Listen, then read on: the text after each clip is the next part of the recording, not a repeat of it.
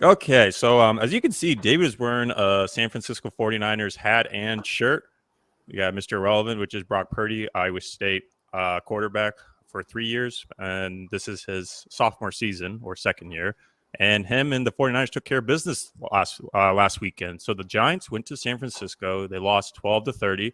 Mr. Irrelevant himself got 310 yards for 2 TDs, and he has a 9-0 regular season start to his career, meaning he hasn't lost a regular season game yet. On top of that, Deebo Samuel caught 6 receptions for 129 yards in a TD. And New York Giants, they didn't look too hot. I feel bad for our buddy Todd, who's a Giants fan. So what do you think, David? Would you say that the 49ers are probably the best team in the NFC at the moment? Oh, by far, by far. I mean, the only competition maybe would be the Cowboys, but if we looked at last night, the Arizona, which is a nobody team, which people thought were gonna flop, easily went through them. Dak Prescott, I don't know how he got that starting position with such a big contract, but he's making good money for not doing much, especially with the Cowboys' expectations. But going back to the 49ers, I don't know who could stop them. I mean, it's going through their schedule. I mean, if you look at it, I mean, maybe the Vikings, but at the same time, it might be a close game. But Kirk Cousins, I love him, and I'm a huge Vikings fan, but he can't complete games, and their defense is rough. And besides that, I'm not seeing anyone who can really outbeat them. I don't know about you, AJ. Let me take a quick look at their schedule too. But in terms of like, if we're talking about the big picture being like which NFC team, if they were to play them, would have a chance, you're right. I wouldn't put the Cowboys in that conversation just because, yeah, Dak Prescott is obviously not playing how much he's getting paid. The Cowboys themselves are not playing as well as they're expected, and so they lost to the Arizona Cardinals, who are not doing too good. Eagles have a shot, but outside of the Eagles in the NFC, gosh, maybe their division rival, well, not rival, but someone in their division would be the Seattle Seahawks. But in terms of like overall, like looking at their schedule, let me look at this right now. Let's see. Yeah, you're right. Vikings have a shot because I've been liking Kirk Cousins a little bit more this season. Here's why. I picked him up on my fantasy line, so I've been paying attention to Vikings games more often. And I collaborate with Brandon on his podcast. He talks with the Vikings all the time. And what we've seen with Kirk is, did you know that Kirk is actually leading the league in touchdowns? And I did not, but I believe it. yes, like I'm looking at the stats right now in terms of total TDs. Kirk has 9 of only to 2 interceptions. He has more passing yards than Tua too, and he's been cooking with the Miami Dolphins. So, like, to me, it's like Kirk's not the reason why they're losing, especially when you have Justin Jefferson who can do it all. It's the defense itself that's just piss poor. That's making it difficult for the Vikings to close games. I mean, sure, the quarterback position is the most credited position in terms of the win or loss. So whatever hand you're dealt with, you got to step to the occasion. But I can't put all the blame on Kirk at the moment. I mean, Kirk Cousins, he's throwing numbers too. I mean, he's throwing 300 plus games almost. Was it at least 2 of the 3 games this season, correct? Mm-hmm. Right. So I think it's not him. Granted, he has fumbled it in critical times. So yeah, it's context. So that's definitely a big factor in terms of winning games. But in terms of the schedule, the only teams I can see them losing, the 49ers losing to, would be the Seahawks or the Vikings. One person on the radar, or team that's on the radar for me, would be the Bengals. They play them. I agree. They play them kind of halfway through the season. Bengals have been kind of a little bit disappointing. They haven't won a game yet. It's But beginning of the season now. Yeah, it will change around. I don't think they're going to finish with a losing record. But I still need to see some more out of the Bengals to determine what their trajectory is for the remainder of the season. But I could see that being a team that could beat the 49ers. But then again, they do play them in San Francisco. So the chance is very slim.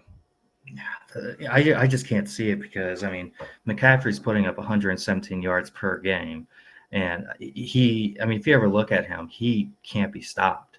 There's at least 2, 3 defenders that have to go on him, just like Deebo Samuel. Those two guys alone, are going to just be scary, towards them, especially with Brock Purdy. And, if he plays like he's been playing this season and last season, where he hardly turns the ball over. I mean, there's only two fumbles this year, and one of them, I believe both of them recovered by the 49ers, right? From correct, I'm 99% sure they were. But I mean, if he continues like that, he's going to go all the way, and he's going to bring that team all the way. And he's a great leader. He's always on the sidelines, supporting his teams, giving everyone high fives, talking to all of them. So I mean, there's great. What's the word I'm looking for? Morality. He has the intangibles for sure. In terms of he shows great leadership, and that's even been discussed last season when he kind of came under the spotlight, and his teammates said nothing but great things about him, including George Kittle, who's probably one of his favorite targets at tight end. And yeah, Brock Purdy's doing all the right things, and it's easy to say like, oh, he doesn't have the arm talent, the arm strength like the other guys, but that's okay. He recognizes that and knows that he just needs to get the ball down the field. If he can do that, the rest of the team can do the rest, because his receivers, including CMC, Christian McCaffrey, those guys are the playmakers that will help him drive it down the field, and he just has to depend on them, and they depend on him. Because I've seen him, like, when high pressure comes at him, he plays through the pressure and he doesn't flinch or anything when someone's coming at him, and he follows through with his throw. And that's a small thing, but it comes a long way, especially on big moments where it's 3rd and long and the blitz is coming at you. So Purdy's just got to stick to what he is best at and try not to change his style, and just continue to listen to a great coach like Kyle Shanahan. Because I was just talking about this with my brother-in-law. My favorite coach in the NFL is Kyle Shanahan, followed by Mike Daniels. Kyle Shanahan, to me, is the most adaptable coach. I've seen him deal with so many injuries throughout his career, including star players being injured like CMC, and even his quarterback, Brock Purdy.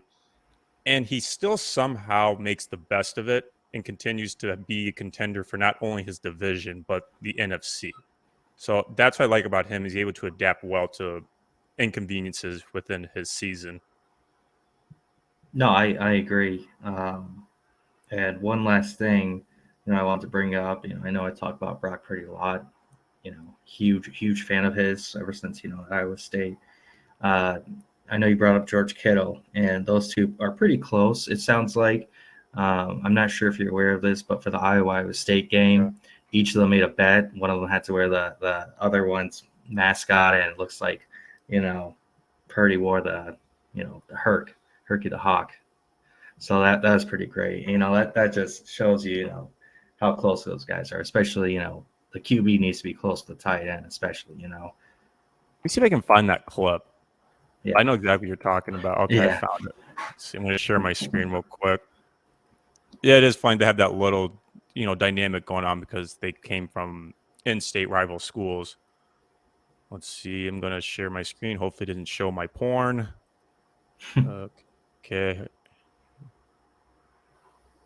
Let's see.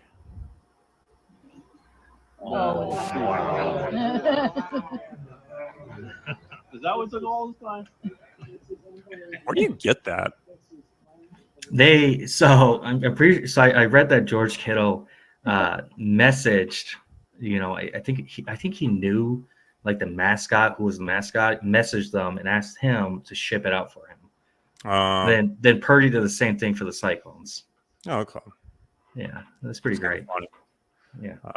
Speaking of the 49ers game, I wanted to share this clip too that I saw. Like, we need to talk about like the